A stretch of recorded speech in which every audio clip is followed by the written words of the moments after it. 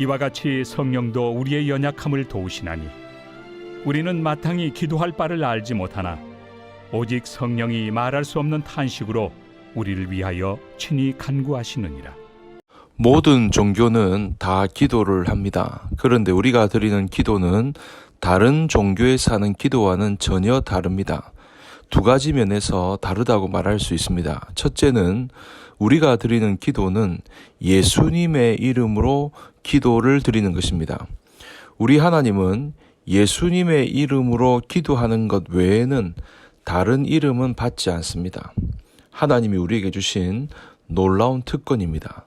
두 번째, 우리가 드리는 기도가 다른 종교에서 드리는 기도와 다른 것은 무엇인가 하면 단식이 아니라 복식이라는 것입니다. 여러분, 이것은 우리가 꼭 마음에 새겨두어야 할 진리입니다. 이것 한 가지만 기억을 해도 우리의 인생이 달라질 것입니다. 복식이라는 말은 나 혼자 하는 기도가 아니라는 것입니다. 우리가 혼자 나와서 이렇게 기도하는 것처럼 보이지만 우리가 누구와 같이 기도를 합니까? 바로 성령님과 함께 기도하는 것입니다. 여러분, 여기에서 우리의 인생이 어마어마한 차이를 만들어내는 것입니다. 유다서 20절에 보니까 사랑하는 자들아 너희는 너희의 지극히 거룩한 믿음 위에 자신을 세우며 성령으로 기도한다고 그랬습니다. 에베소서 6장 18절에도 보니까 모든 기도와 간구를 하되 항상 성령 안에서 기도하고 여러분, 성령으로 기도하고 성령 안에서 기도하고, 그러니까 우리가 기도할 때 반드시 성령 안에서 기도하라고 말씀하십니다. 성령 안에서 기도하는 것은 인격이신 성령 하나님, 그분의 통제를 받으면서 그분과 함께 기도하라는 것입니다. 여러분, 기독교의 기도를 다른 이방 종교의 기도와 차별성을 만들어내는 것, 바로 여기에 있습니다. 여러분, 우리는 그냥 기도하는 것이 아닙니다. 나 혼자 단식으로 기도하는 것이 아닙니다. 우리의 눈으로 보기에는 혼자 기도하는 것처럼 보입니다. 그러나 혼자가 아니라 함께 복식입니다. 성령 안에서 기도하고 성령과 함께 기도하고 성령의 통제를 받습니다. 그러니까 나 혼자 기도하는 것, 이것은 아예 처음부터 기독교의 기도가 아닙니다. 로마서 8장 26절에 보니까 이와 같이 성령도 우리의 연약함을 도우시나니 우리는 마땅히 기도할 바를 알지 못하나 오직 성령이 말할 수 없는 탄식으로 우리를 위하여 친히 간구하시느니라. 여러분, 이 말씀도 우리에게 분명하게 말씀하고 있지 않습니까? 단식이 아니라 복식이라고 말씀하십니다. 성령 하나님과 같이 기도한다고 말씀하고 있습니다. 그런데 그 성령님이 우리를 도와주신다고 말씀하고 있죠. 그런데 여러분, 그냥 도와주는 것이 아니라 성령님이 어떻게 도와주는고 하니까 아예 내 옆에서 친히 직접 같이 기도한다고 말씀하고 있습니다. 여러분, 이 말씀이 우리에게 말하는 것이 무엇입니까?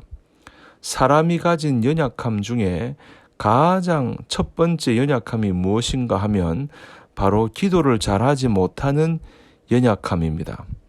여러분, 사람은 원래 기도를 잘 못하는 존재입니다. 성도님들 중에 이렇게 말씀하는 분이 계십니다. 목사님, 저 기도를 잘 못합니다. 여러분, 그거 당연한 것입니다. 체질적으로 우리는 하나님을 거절하는 체질이고 기도를 못하게 되어 있습니다.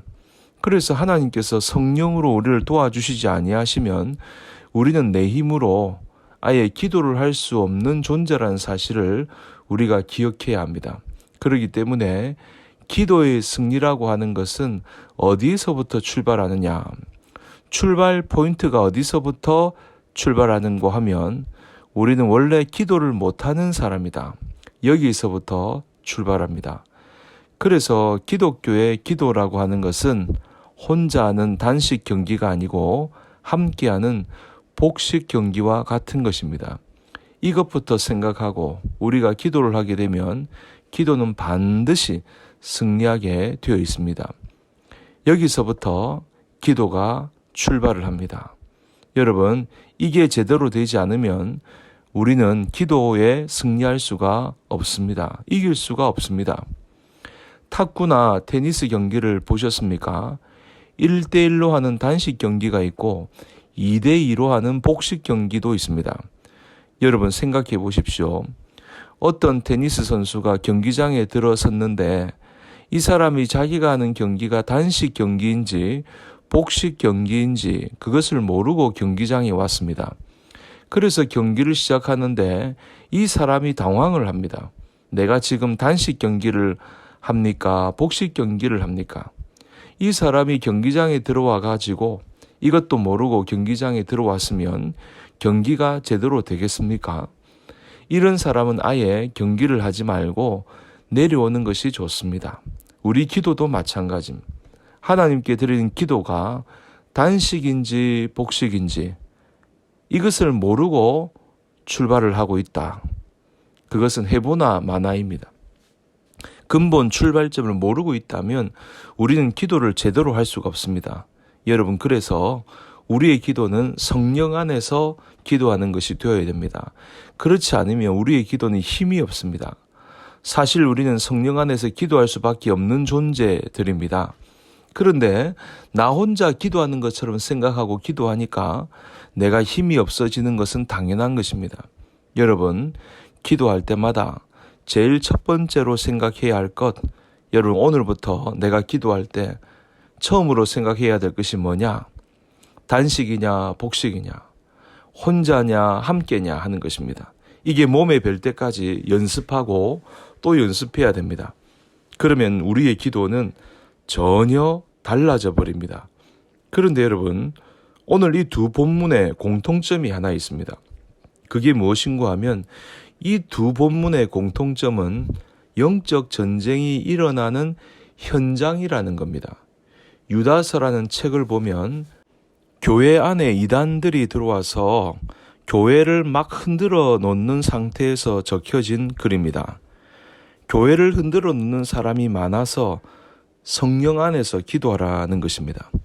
에베소서 6장 18절도 하나님의 전신갑주를 입으라고 하면서 하시는 말씀이 6장 18절입니다. 영적 전투를 하는 상황입니다. 무슨 말씀입니까? 우리가 평상시에도 성령 안에서 기도해야 하지만 우리가 영적으로 싸우는 상황에서는 더더욱 반드시 성령 안에서 기도해야 한다는 것입니다. 우리가 평상시에도 성령 안에서 기도해야 하지만 영적 전투를 하는 시점에서도 반드시 성령으로 기도해야 하는 것입니다. 그러므로 여러분, 이런 두 가지 사실, 예수님의 이름으로 기도하고 또 성령 안에서 기도하심으로 반드시 영적 전투에서 승리하고 기도의 응답을 풍성하게 누리는 그런 은혜가 있기를 주님의 이름으로 축복합니다.